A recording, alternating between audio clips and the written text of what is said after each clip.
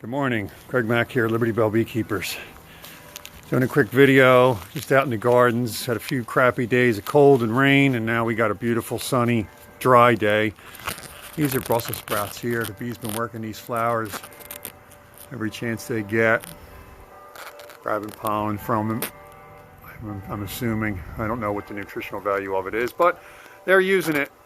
So, got the bee deck upstairs. I got to still go through all those boxes. I was up on the roof today, going through my rooftop colonies, and had two swarms this morning already. One swarmed out of a box while I was up there, and I was able to get the queen and get it into a box. There was actually two queens in that, and one of the little ones got away, but that is what it is.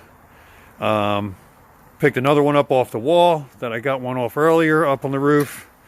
And I have another swarm hit this trap in my backyard. I already have a queen in a cage. I just spotted her. So I got her in the cage. She looks like, I think she's a mated queen or newly mated. So I'm right now just kind of keeping an eye out for other queens. I put a black plastic frame up on the top to just inspire them to collect at an area. And sometimes you get them to, you get your queen on there. Really, I'm just using this to collect bees, to get them into this box.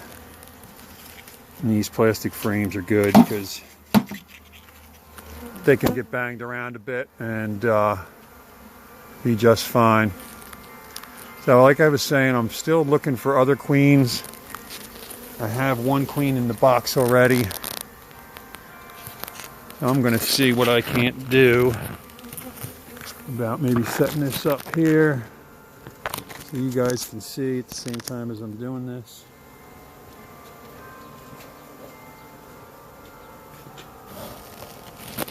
Got you in one of my planters here.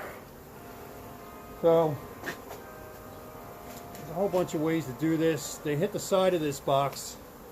So far every swarm has hit the side of this box. None of them made it in, but that's because I collected them before they had the chance. I like these gloves for when I do cutouts and swarm collections. You get them at one of the home stores. They're a heavy duty PVC glove, I think. I think I got them maybe in a plumbing section. I have a $7 or $8, but very easy to work with, sting proof, and reasonably easy to work in. I have larger hands, so any gloves really are kind of tricky for me. These are a little big for me, so they'll probably be big on most people, if I had to guess. So some people take these bees, will shake them onto a sheet, look for the queen like that. I kind of just get a lid or a frame. I like having drawn frame, but I am completely out of frames at the moment. They're on order and they should be here shortly, but in these uncertain times, you never know. So like I said, I like to just kind of scoop them off. Got some bees falling on the ground, which I'm not really worried about. And then on here I can kind of get a look. They'll spread out a bit. And a lot of times you can get eyeballs on the queen if there's another one. My queens early in the week, or my swarms rather, early in the week were almost all multiple queen swarms. Towards the end of the week, that seems to have slowed down a bit.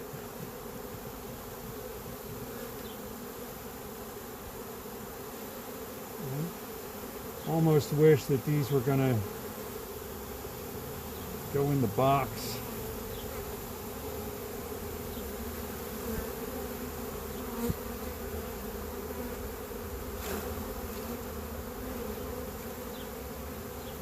Go in the trap box themselves, but so here's another thing that I like to do is I'll get one my frame or I get my lid And I take my hive tool and I just gently get it against the box, keep it nice and flat, and just gently scrape the bees across, and they'll fall onto the frame or your lid or whatever it is you're using. That's another good way to keep an eye out for queens that I've found.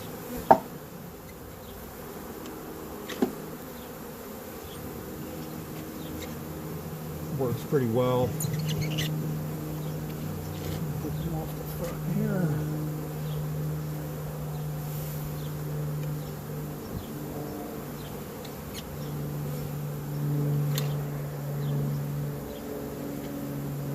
Most of them that fall will just go and take the air again and come back to the clump.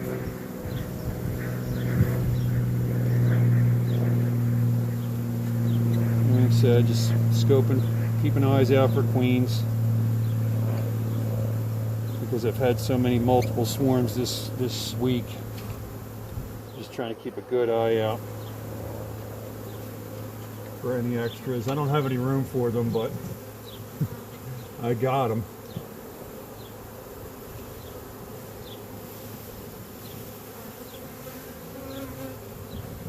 I collect swarms from around the area. I have about 7 or 8 traps that I set, and at this point I'm going to go collect them all and bring them home, because not only do I need the frames, but I also need the boxes. I need the traps here to try to get some of these swarms and keep them here. So far so good. I don't think I lost any, but you never can tell.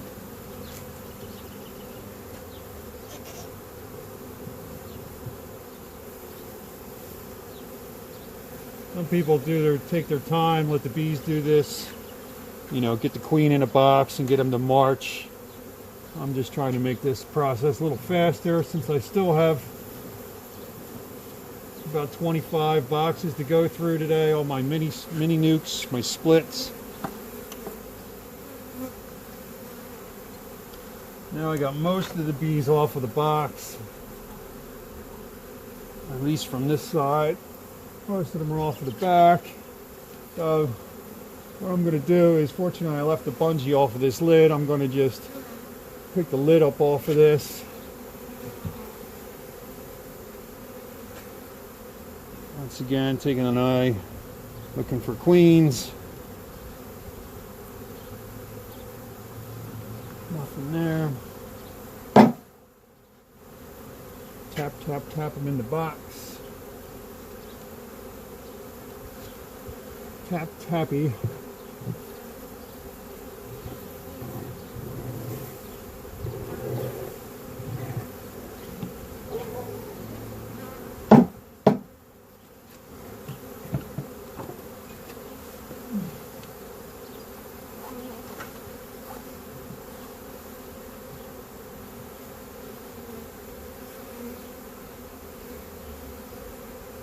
Decent amount of bees in this box, but not a ton. Most of them I've gotten in.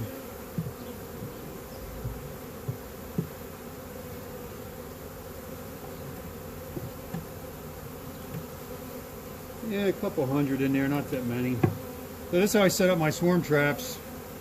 1 frame of old comb and 4 empties. This is what I call a double deep nuke. It's 5 frames, 5 deep frames, 5 over 5. And I have great success with these traps this size. Nothing in the bottom, no frames in the bottom. Because when they're looking for a place to set up, they're looking for volume of space. Especially when the bigger swarms, you know, they're looking for space.